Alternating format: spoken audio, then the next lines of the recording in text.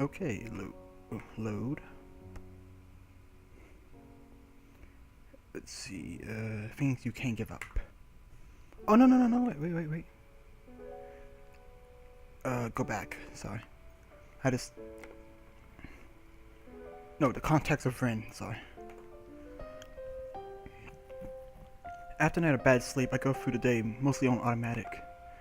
I put on my uniform mechanically, do my schoolwork mechanically, eat my lunch mechanically, reply to teachers mechanically, and thus when the final bell rings, I still feel as I've just woken up. Mechanically. My mind feels blank and overcrowded at the same time, and I can't even begin to unravel the tangle of feelings I've gotten myself into. I spend the bus trip downtown staring out the window, thinking about these things. Oh, man, this is my second favorite one, breathlessly. It's so sad, but it's so amazing at the same time.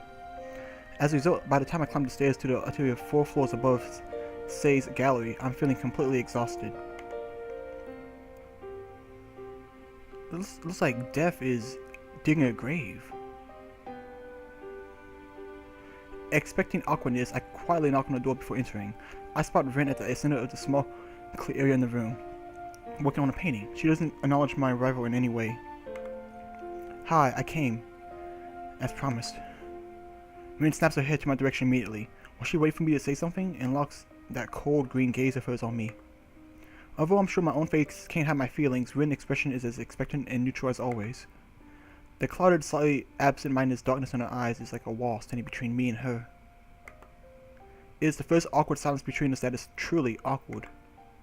Yesterday, both of us said something we couldn't take back, and there's no way it can be undone. I want to say something, but Ren forbade me from doing so.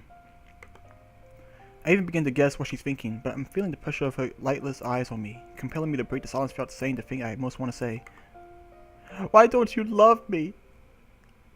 To my horror, I find that I can't find any way to start a conversation. It's as if I've completely lost the ability to speak with her. Just keep working if you're in the middle of something. I'll just sit down over here. Ren nods wordlessly at me and picks up the brush from the floor with her toes of her right foot. I sink into the worn-out sofa, picking up a book from my bag and open it to where I stopped last night. I can't really concentrate on it, but it's better than doing nothing. The two of us are so close to each other, together in the same room, even, and yet we're both off doing our own thing as we were miles apart. I can't help but wonder about this unnatural situation. Why did I come here? Because she asked me to do so yesterday? Of course. However, it's like there's absolutely no need for me to actually be here. It makes me feel awkward at first, but as I recall the previous silences I quietly passed with Ren, I settle down and try to tune into that same comfortable mood I was back then. Time stretches, then slows down. The pages of my book rustle each time I turn them. After maybe half an hour, or 1 hour at most, Ren breaks the silence to my complete surprise. Hasao? Yeah? Are you my friend? It's an echo of yesterday, I know it. So even Ren couldn't just push it aside from her mind. Caught off guard, I answered honestly. I don't... Yeah, of course I am. Don't worry about stuff like that. Come on. You could have just said yes, but... Whatever. Okay. She didn't say anything further. I feel happy somehow. Several chapters later, I mark my spot, close the book, and put it away in my bag. Getting up from the sofa, I see that Ren's made considerable progress on her painting. It looks the same. Unless you meant that painting. I took a look at it for a bit. It's still not quite finished, I suppose. Dude, come on, don't tell her it looks great. She said it like 25 times. You can't comment on something halfway done. Oh, man, you don't know anything. Thank you. It's bad luck to comment on unfinished paintings. I've told you this many, many times. Are you sure you don't have a problem with your ears?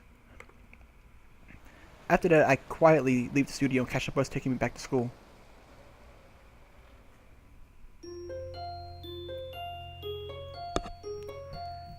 It seems like he doesn't learn. Gosh.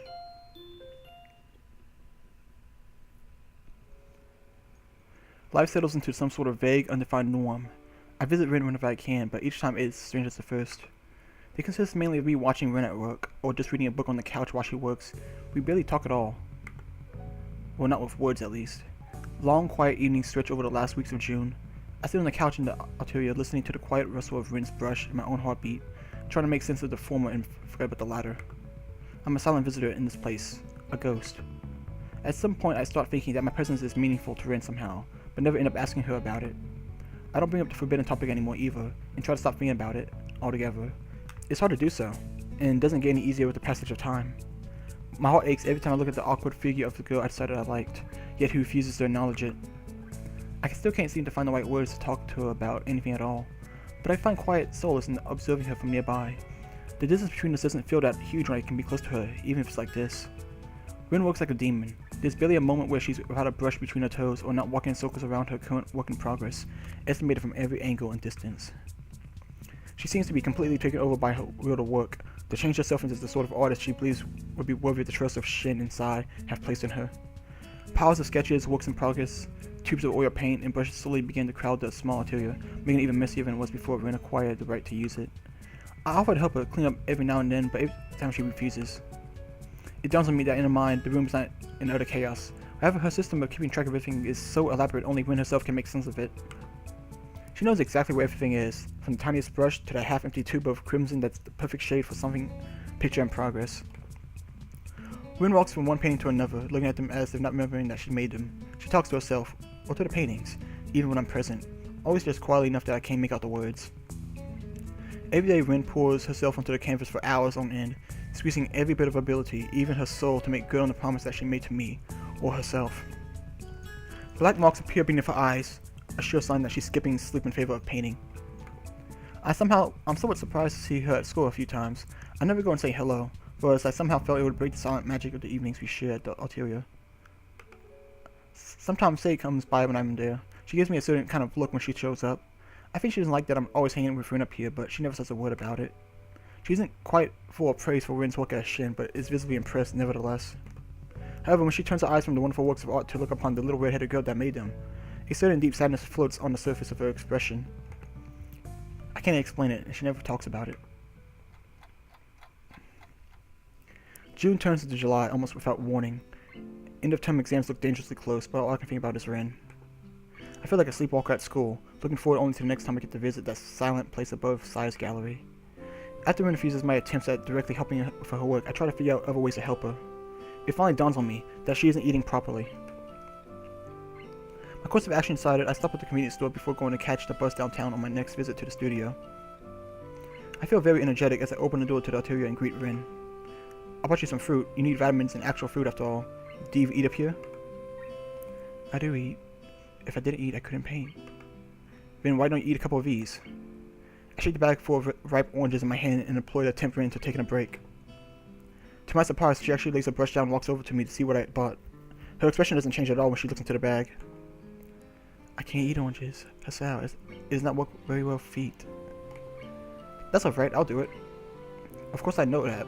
Oh, I knew that. She told me herself after all. I extract a tiny fruit knife I had with me and select one of the round fruits. After making the initial cut, I began to peel it off with my fingers. The strong scent of cut orange rind immediately fills the air as thousands of tiny droplets of oil burst from the skin. I remove the first section of the hard peel and shoot a glance at Rin. So how's this gonna work? I don't know. It's like I'm in the center of some huge mountain of jelly and have to dig my way out. Must be stressful. I think it might be. Even though it's just painting, all this, everything feels really strange. I wonder if Rin is the kind of person who likes to carefully remove all the white fibrous stuff from oranges before eating them, or the more careless type who just eats them as they come. Maybe neither.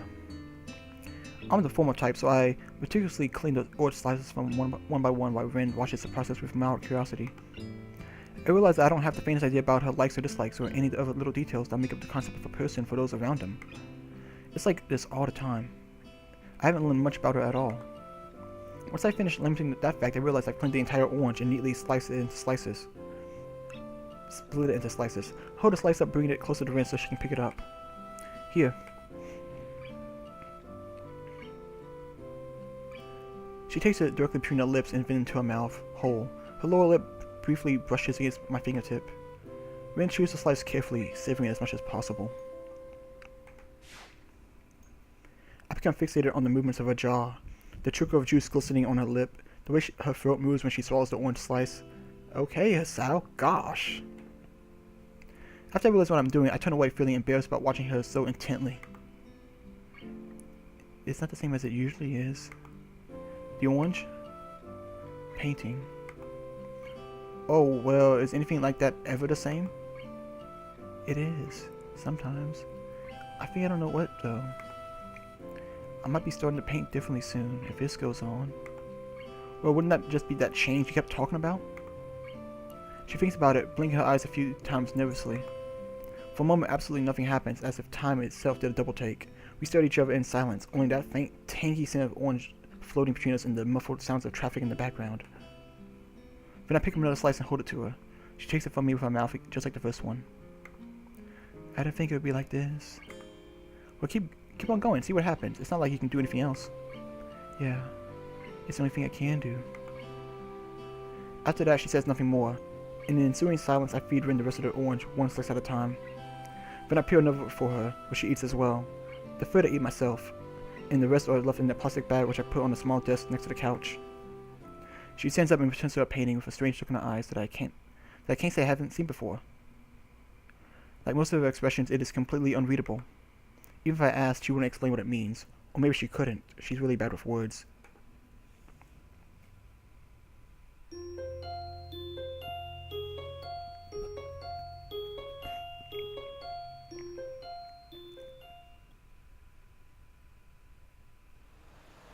Some days later, I spot Ren and Sai standing together in front of the gallery as I walk down the street towards the gallery. They seem to be talking to each other while Sai has a smoke. Good afternoon. I say this even though it's not really afternoon anymore. I came a bit later than usual since I got caught up doing homework. It's going to be dark soon. Hello there, Sal. Come to visit the little kitten again? Ren makes a face at that nickname. I guess she doesn't like it at all. Ironically, the way she wrinkles her nose like that makes it look like a cat. Hello. Sai turns back to Ren to continue the conversation that they were having. So in other words, everything's going well enough? Ren makes a difficult expression and turns her face away from me for some reason. It's difficult. It's like I'm sorry. But I will do it. Work hard and it'll be fine. I'm going to have to start working on my part of the preparations. I need to do a sales catalog, invitations, decorations, advertisements, and so on. I need the names for your works and also need to think of a general theme for the exhibition. They don't have anything like that. I'm not very good with words, so I don't use them. If I cannot use them, I mean sometimes I have to, but I think this is not a time like that at all. You don't like naming your works? I don't like it. Well, I guess it's hard to come up with a good name for something like this. Ren shakes her head vehemently. It's not like that. It's like if I paint a cloud and call it an octopus, people think about it differently than if I paint a cloud and call it the end of the world. Every name is wrong. Nothing ever explains what I feel like when I'm making a painting. It's not a word thing. The only thing would be to come up with new words for everything. But would it help at all? No, I don't think so. Then the painting will just go unnamed, number 1, and so on. It's a bit inconvenient, but that's no good. Unnamed means you didn't come up with a good name. And unnamed is a name, like that Greek guy with a sheep and all. What? Sai thinks about this for a while, throwing her brow as she keeps looking at Ren's serious face. So you're saying your artwork should be completely without labels? I think that's what I'm saying. Silas let a dry laugh. The kind old ladies who smoke too much always seem to end up with. Let's hope your artwork will never end up in a museum. The curators would explode. She takes a contemplative puff on a cigarette, which has worn down not much more than the butt. Then she drops into an ashtray affixed to the wall next to the door. Then again, it could work. What do you mean? This namelessness, this rejection of labels, it works. It's a good unifying theme, and something people can grasp onto easily. Allows for a lot of room for interpretation. It gives a good impression. Think about it. All sorts of associations can be made, starting from identity, self-definition, all the way to whatever you want to think about it. We could call it your exhibition Nameless and bid on that theme. How does that sound? Rin thinks about this for a while. I'm not sure how Sai managed to get so fired up by Rin's reluctance to apply names to her works. It feels like she might be extrapolating too much, but it's a pretty impressive sounding idea. I don't think it's a bad idea. For what it's worth, I have to say it sounds pretty good to me too. She magically gets a cigarette into her mouth in 1 second. It's amazing. lighting with a neon green butane lighter. Her forehead wrinkles and she rubs it as she appears to furiously think more on this idea. She doesn't say a word for a little bit, but every now and then she takes a sharp drag from the cigarette. Yes, I think this would work out pretty nicely. I'm going to take this as the starting point and work from there. I'm going to work on this. You should go back upstairs and try to find your missing ingredient. I'm sure it'll come to you sooner or later. Rin doesn't reply, so Say takes one last long pull from a cigarette and drops it in the tray, joined with others of its kind. The gallery owner turns to head back inside, but is stopped by Rin just as she reaches for the door handle. Sai? What is it, kitten? Can I have some cigarettes? She looks at Rin incredulously. Clearly not have expected such a direct request. Not that I did either. Don't tell your teacher. She stuffs the packet in Rin's pocket along with the neon green lighter. The day is already falling to dusk when we climb up the dark stairs leading up to what is now basically Rin's atelier. As we go inside, Rin doesn't seem to be able to settle down. She keeps pacing around the room like a caged animal, looking through the skylight at the burgundy-colored dusk. The last light of the sun's advance across the sky reflects on the clouds floating over the town, filling every corner of the room with blazing orange light. So painting is going well? She blinks and relaxes her muscles. I didn't even realize how tense up she was until now. Not really. I haven't painted in 3 days. I'm going in squares. Circles. If you say so. I tried doing things a bit differently, but it doesn't work. And now the old way doesn't work either. I need something more. It's not enough like this. Rin's response gives me pause, since as usually I can't exactly understand what she means. Although really, I really shouldn't have expected anything different. She either says nothing at all or too much. Trying to comprehend and follow her train of thought feels like I'm wading through the jungles of Borneo, equipped with a wooden spoon and a map of Hadako. It's annoying how her thoughts are both laid out in plain sight and hidden from view every time she opens her mouth. Where's the mouse? Oh, there it is. Okay. What's more, you said to decide as well. A missing ingredient? I think I have to destroy myself. Okay, that sounds unnecessarily grim. What do you mean? Rin's showed a slump and jumps to face me directly. I have to change. I've tried, but this is not enough yet. I have to destroy myself first, I think. Just to be clear, you're speaking metaphorically, right? Like learning to paint from scratch again, or whatever you so to speak? She shrugs her shoulders as if there's no difference. There is no difference. So you're gonna start by smoking a cigarette for inspiration? Maybe. I never tried this before, have you? No, can't say I have. Still, I'm not really sure if having a smoke is the best starting point. She responds to my words with another nonchalant shrug. Open the cigarette pack and look inside. It's almost full. Smoking is bad for you, but that's the idea here, I guess. Yes, I need to do something. I want to paint. I need something more. So okay, fine. What after smoking the cigarette then? How do you intend to destroy yourself? Rin thinks for a split second, averting her gaze like she does when she doesn't want to get distracted. I don't know yet. I'll decide later. Rin bends down to pick up a cigarette from her end. She raises her head with one between her lips and turns to me, eyebrows curved into two arches, challenging me to respond. With a sigh of resignation, I pick up the lighter and raise it to meet the cigarette. I can feel Rin's warm breath against my quivering hand. The flame flickers to life on the third stroke of the flint, and I try to aim the dancing fire at the end of the cigarette. An amber-colored glow spreads into the wrapping paper and tobacco as Rin inhales the first smoke. It seems to relax her significantly. To my surprise, she doesn't cough, despite telling me that she's a first-timer. Rin seems to remember that it's hard to blow the smoke out without spitting the cigarette as well. She quickly sits down on the floor, bringing her foot to her lips like a circus contortionist, and expertly picks the filter between two toes. I get down on the floor as well, and we both lie down almost simultaneously, while Rin blows a steady stream of smoke towards the dim sky beyond the glass of the skylight, looking after it thoughtfully.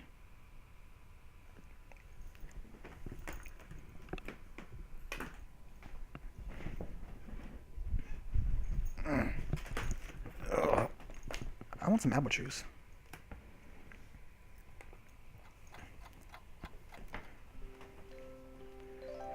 The thin haze of steely blue smoke slithers towards the ceiling in fish-like movements.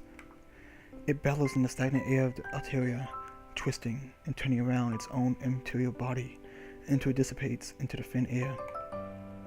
What's the word for smoke that looks like that? There's no word for that. Maybe shapeless? Formless? Abstract? We should maybe come up with one. Maybe.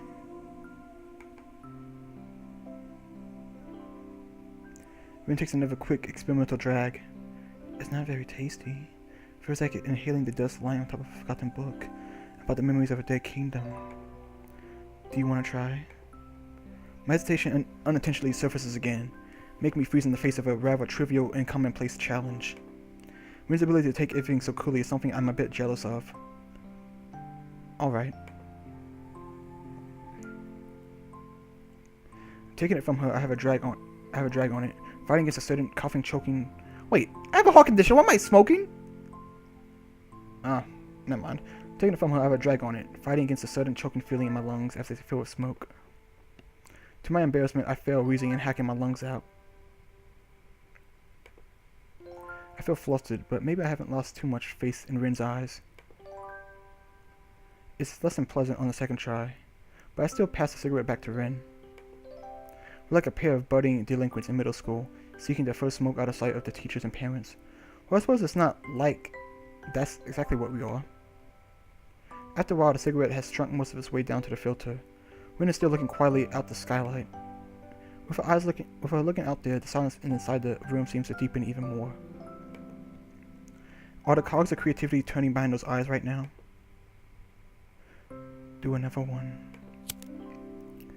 I mechanically pick another cigarette, light it, and place it on Rin's lips. She takes a few quick puffs and moves it awkwardly around with her lips. Not understanding her garbled words, I glance over at Rin. It looks like she's having trouble with the cigarette. I pick the cigarette from her lips and place it on mine, abandoning the common sense and good reason why I do so. The first one should have been enough for me, but I take another drag, still coughing a little bit at the unpleasant sensation of smoke invading my respiratory organs. I remember doing something like this before. So you have smoked? Doesn't look like it though.